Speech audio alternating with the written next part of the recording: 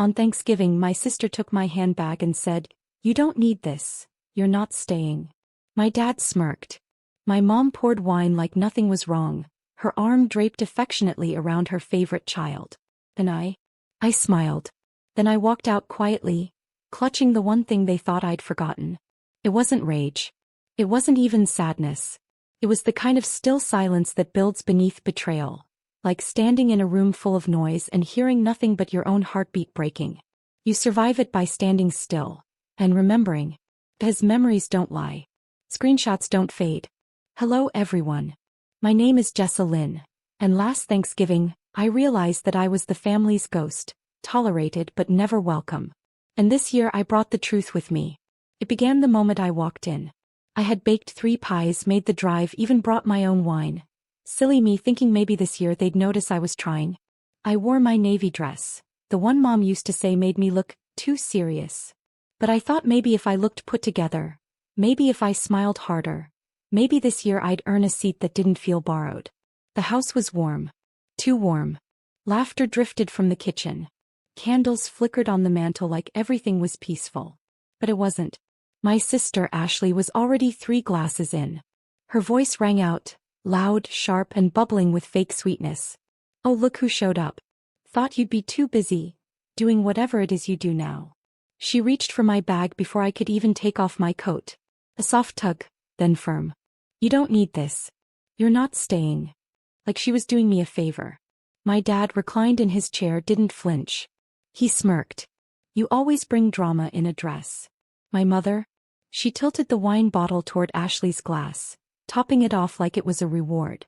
"They're golden, girl." I could feel the tears threatening behind my eyes. But I didn't blink. Because I didn't come to cry. I came to finish what started a year ago. And the moment Ashley touched my bag, she triggered it. Inside was the screenshot. The one I'd held for 12 months.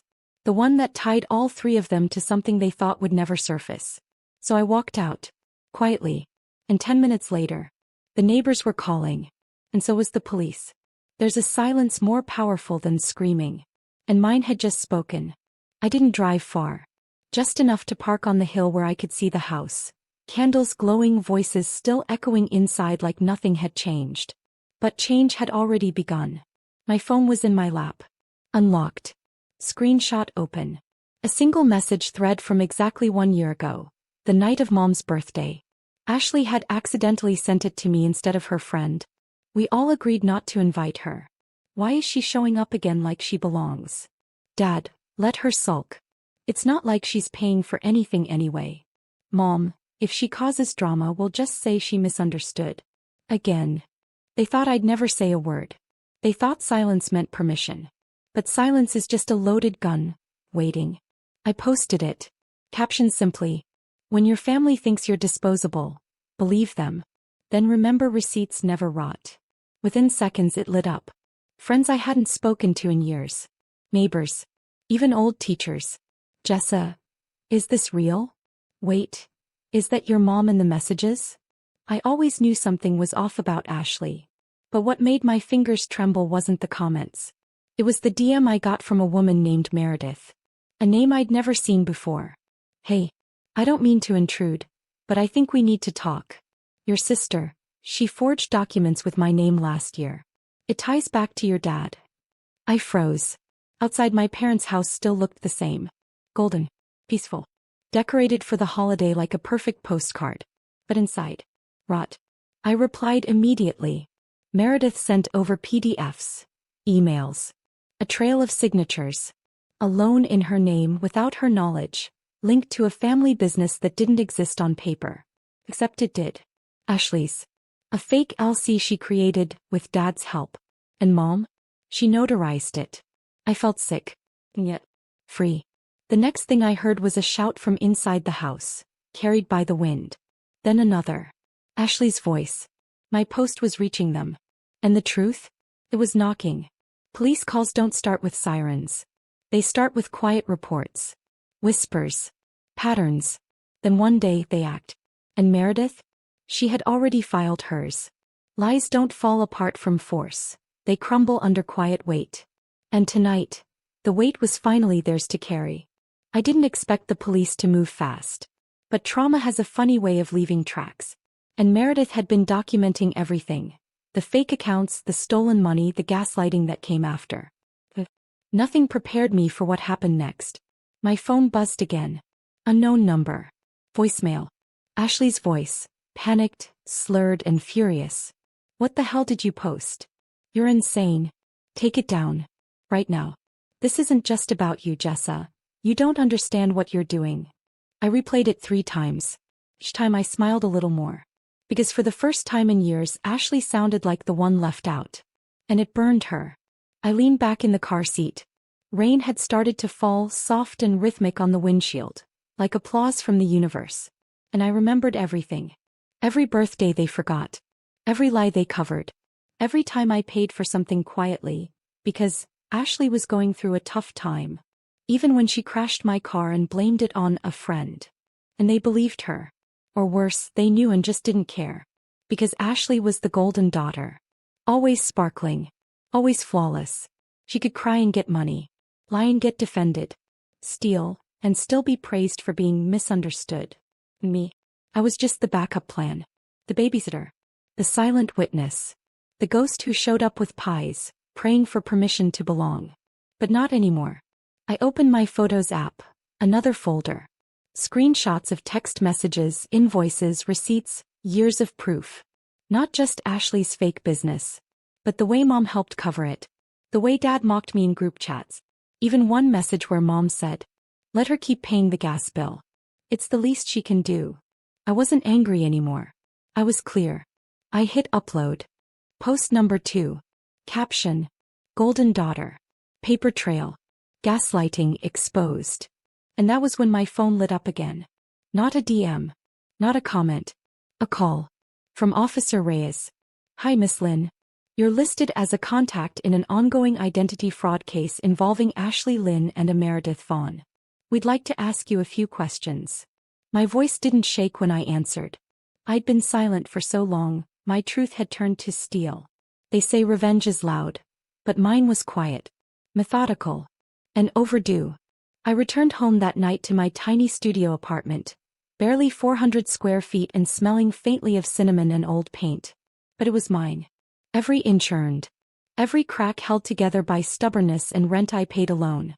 I locked the door behind me. And I exhaled for the first time in months. Because while Ashley was still clinking glasses in a house built on deception, I had become something they never saw coming. Unshakable. The next morning the fallout began. Texts. Missed calls. A voicemail from Mom that started calm and ended in panic. "You've embarrassed your family, Jessa." "Over what? Old messages." "That's petty. You need to think about what you're doing.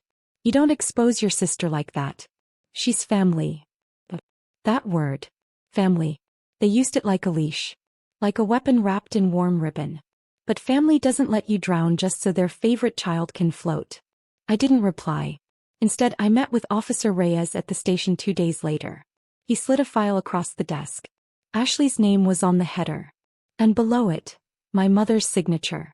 My father's initials. Forged. Faked. All connected to a series of fake business filings, credit applications and forged tax returns, going back 3 years. And the kicker? One of the fraudulent accounts had been tied to my name. An address I never lived at. A loan I never signed. Ashley didn't just humiliate me. She tried to drown me in her mess and never even warned me. Officer Reyes leaned forward. "We're moving forward with charges. You may be asked to testify. You okay with that?" I nodded once. Clear. Calm. Numb, but in the good way. The kind of numb that comes after bleeding too long. But when I walked out of the precinct, the cold wind hit me, and the tears came. Not because I was scared, but because I realized what I was really grieving. Not the house. Not the sister. Not even the parents. I was grieving the idea that maybe, just maybe, they had loved me all along and just didn't know how to show it. But no. They knew. They just didn't care. And now the world would see the ashes of the girl they left behind, and the fire she became instead. 3 days after the post my phone buzzed again. This time it was Dad. Not a message. A call. I let it ring. He never used to call me. He used to grunt when I entered the room or offer a handshake like I was a guest, not a daughter. But now when the lights were on them, suddenly I had a name. I let it go to voicemail. Jessa, this is ridiculous. You're tearing the family apart. We can fix this, just take down the post. You want an apology? Fine. I'm sorry. But don't ruin your sister's future over something you don't even understand. He still didn't get it. Still thought this was about her. This was about the version of me you never saw. The one who stayed quiet through every dismissal, every passive-aggressive jab, every bill I paid without thanks. The daughter who watched you praise Ashley for breathing and ignored me while I drowned. I poured a cup of cheap instant coffee and sat at my desk. The inbox was flooded now.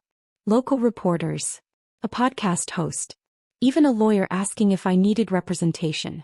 But what hit me hardest wasn't from strangers. It was a message from Ms. Hanley, my old high school English teacher. Always saw you. Your writing had a quiet fire. I'm glad the world's finally feeling the heat. I cried. Not the kind of loud, cinematic crying. The quiet kind, like rain soaking into the earth. Because someone, even just one person, had noticed. And somehow in that moment I felt 16 again. Sitting in the back of the classroom writing poetry in the margins, wondering if anyone would ever look at me the way they looked at Ashley. That night I drafted my final post. Not a drag. Not a clap back. Just truth. Forgiveness is not an invitation back into the fire. It's the moment you realize you can walk away without burning. I hit post. Then I blocked every number in my family's group chat. Even Mom. Because sometimes healing isn't soft. It's sharp. It's boundaries drawn in steel and silence. And silence was finally mine. I used to beg them to see me. Now they're staring, and I'm not even looking back. By the end of the week, the headlines reached local TV. Family fraud uncovered through Thanksgiving viral post. Daughter's screenshots trigger investigation into identity theft ring. Ashley's mugshot was blurred, but I knew that face. Still smug. Still blaming everyone else. Still thinking this would blow over. But fraud doesn't age well in public. Mom was next. A photo of her walking out of her office building, coat wrapped too tight, head down. And in the background, reporters. Neighbors whispering. A woman who once held her wine glass like a trophy now couldn't even hold eye contact. Funny thing is, it wasn't the crime that broke her. It was the humiliation. I found out through Meredith that Mom had helped falsify documents for 2 more of Ashley's business ventures. And one of them had been under investigation quietly for months, until my post connected the dots. I went quiet after that. Didn't post. Didn't gloat. Didn't need to. Because sometimes the best revenge is letting the truth echo while you rest in peace. But peace didn't come easily. Not when a delivery arrived at my door one night. A box. Inside. My handbag. The same one Ashley had yanked from my hands on Thanksgiving. And a note in shaky handwriting. You made your point. Please stop. Mom. I stared at it for a long time. Not because it softened me. But because even now, she didn't say sorry. She said stop. Not, you deserved better. Not, we were wrong. Just, stop. As if my pain was the problem. Not their actions. I packed the bag into a trash bin the next morning. Set it by the curb. I didn't need it back. What I needed was what it once carried. My silence. My guilt. My desperation to be loved. That version of me was gone. The neighbors were talking. The news was spreading. But in my tiny apartment, there was only soft music, open windows, and the quiet hum of a space where I finally belonged. Alone. But free. They toasted lies over wine and candles. Now all they drink is consequence. The trial hadn't started yet, but their lives were already unraveling. Ashley lost her job at the luxury real estate firm, not because of the charges, but because someone finally looked at the application she faked her way into. Mom had been quietly retired from her bank job, a polite cover for being escorted out after internal review. And Dad? Well, he wasn't used to people seeing past the Sunday smiles and backyard barbecue charm. But when a fraud investigator shows up at your golf club, people start asking questions. Meanwhile, I was asked to provide a written statement. A victim impact letter. I sat at my laptop staring at the blinking cursor for hours. How do you explain years of being invisible? I started typing. They didn't just take my name. They buried it. In debt. And wise. And shame. And when I tried to rise, they handed me wine and silence. No tears came this time. Just breath. Deep, grounded breath, the kind I used to fake through family dinners. I submitted the letter. Then shut the laptop. That weekend I got invited to a small writer's circle at a downtown cafe. A woman named Lexi had read my post and said, "You write like someone who's survived something people don't talk about." I sat in that circle reading aloud parts of my story. Not the receipts. Not the crimes. The feelings.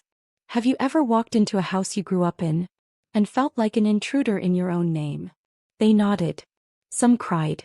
One woman whispered, "Same." That word. Same. It hit deeper than any sorry ever had. Later that night I received one last message from my father. A photo. Of our family. Taken 2 Thanksgivings ago. Everyone smiling. Ashley front and center. Me, slightly off to the side, half cut from the frame. And below it he wrote, "This wasn't supposed to happen." I didn't reply. Because he was right. It wasn't supposed to happen. They were supposed to keep winning. Lying. Smiling for cameras while I stayed cropped out of the story. But now. The whole picture was visible. And they hated what it showed. They held funerals for their image, but never a wake for my trust.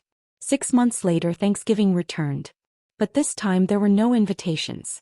No wine-stained laughter. No forced smiles at the kids' table. Ashley was under house arrest, awaiting sentencing. Mom stopped showing her face in town. Dad sold the lake house. The family name that once opened doors, now closed them. Me. I sat in a warm apartment filled with books, music, and people I had chosen. Not perfect, but honest. A coworker brought cranberry sauce. Lexi read a poem. We laughed about nothing, and it felt like everything. After dinner I stepped outside with a cup of tea. The street was quiet.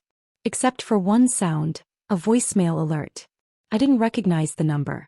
But I listened. "Jessa, it's your mom. I don't expect forgiveness. I just wanted you to know. We saw the photos. You looked happy.